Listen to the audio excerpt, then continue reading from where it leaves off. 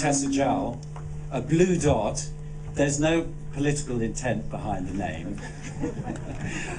If you'd seen the film before, it all goes back to Carl Sagan and looking at the planet from a distance and all of that. You don't need a great introduction, but you've been a member of Parliament since 1992.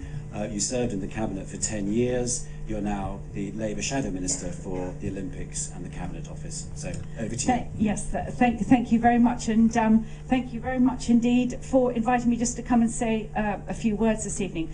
I've just come from the Palace of Westminster, which is absolutely agog with phone hacking and the hearings at which James and Rupert Murdoch and Rebecca Brooks were being interrogated. And rather than dwell on that, I think that I prefer just to think of it in terms of, people going home tonight, the people that I represent, for whom this is yet another piece of evidence about the collapse of trust in the institutions in which they have more or less confidence.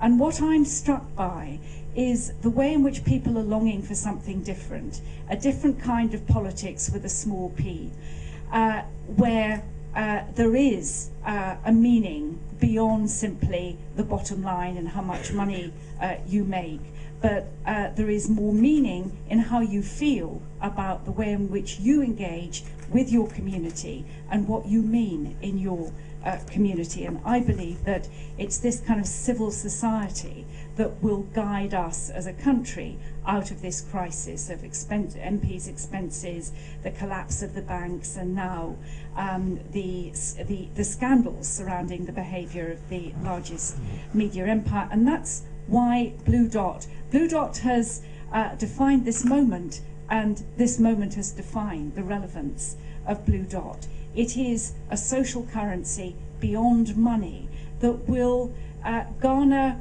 what is precious and beyond simply the writing out a cheque. People giving their time, people giving their commitment, people doing the things that they love, and then getting the kind of rewards that make them want to do it all over again.